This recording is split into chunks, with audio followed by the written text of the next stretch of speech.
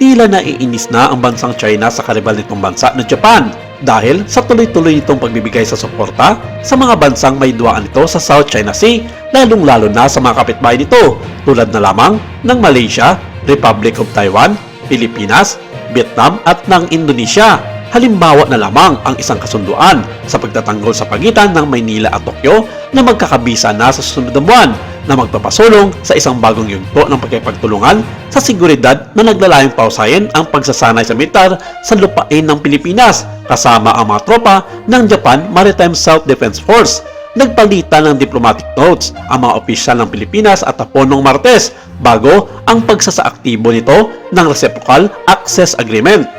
Ang palitan ay tinapos ang pinakamatsinsinang kasunduan sa pagtatanggol sa pagitan ng dalawang bansa hanggang sa kasalukuyan. Pahihintulutan ng kasunduan ang mga tropa mula sa dalawang bansa na magsanay sa loob ng kanilang mga teritorial na katubigan, teritoryo at mga espasyo sa impapawid sa pamamagitan ng mga legal na kasunduan na nagtatakda ng katayuan ng mga pwersa habang nagsasanay o nakadeploy. Ang mga aspetong ito ay malaga para sa Maynila na nagbawal sa permanenteng presensya ng mga dayuhang tropa at base sa 1987 Constitution nito. Sa pagpasok sa pwersa ng Reciprocal Access Agreement, ang Japan ang pinakabagong kapangyarihan ng mahawak ng kasunduan sa pagsasanay sa pagtatanggol sa Pilipinas kasunod ng US at ng Australia.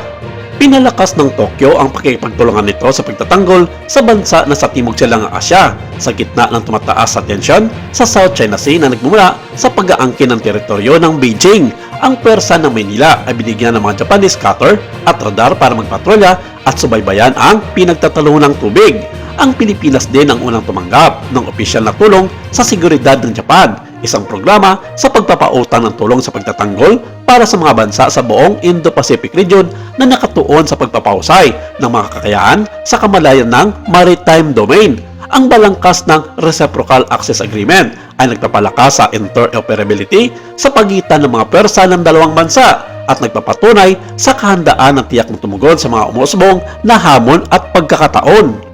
Ang isang press release ng Departamento ng Pambansang Depensa ng Pilipinas ay higit na binigyan diin ang pinakamahusay na mga pagkakataon sa pagsasanay na pinahintulutan mula sa kasunduan na binanggit na ang Japan Self-Defense Forces bago ang pakikilahok sa magkasanib na pwersa ng mga aktibidad sa pagsasanay sa militar ay limitado sa makataong tulong at mga aktibidad na naugnay sa kalamidad. Dagdag pa ng Japan na aprobado na rin sa kanilang konseyo na ang kasunduan ng Pilipinas at ng kanilang gobyerno ay magiging kapakipakinabang sa mga pwersa ng mga Pilipino sa paggamit ng 6 na Abukuma-class destroyer escort na posibleng ilipat ito sa Pilipinas sa mga susunod na taon. Lahat ng sistema nito, kabilang na ang mga missile launcher at radar, ay buong-buo na mapupunta sa Philippine Navy. What you see is what you get ayon sa Japan Maritime Self-Defense Forces na lahat ng mga ito ay intact sa oras na darating ito sa Pilipinas na bagay naman inalmahan ng bansang China dahil labag daw ito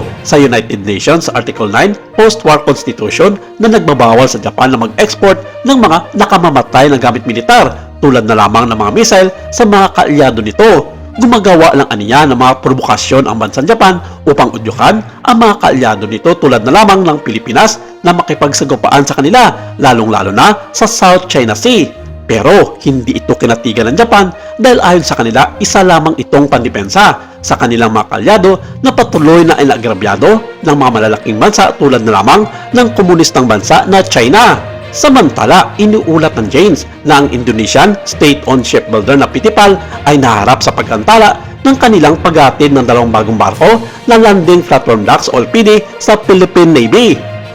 Ito ay matapos mabigo ang Pitipal na matugunan ang deadline para ilunsad at mahatid ang dalawang barko na nakasaad sa kontrata nito sa Department of National Defense ng Pilipinas. Pero kinumpirma ng Pitipal Indonesia na ang construction project para sa dalawang barko ng Pilipinas ay alinsunod sa mga milestone na napagkasunduan ng Department of National Defense of the Philippines at Pitipal Indonesia at gagawin nila ang kanilang makakaya na maabot ito bago ang deadline. Humingi na ng pasensya ang parehong pamunuan ng Pitipal at ng Indonesian government sa programa nito sa Philippine Navy dahil sa mga geopolitical issue na kinakarap nito sa mga supplier nila sa ibang bansa. Nagsimula ito sa unang pagputol ng bakal ng Nandindakwan na sasakyan dagat noong August 10, 2023 at ang paglalatag ng kilya noong January 22, 2024 na kasabay ng unang pagputol ng bakal para sa barkong LD2.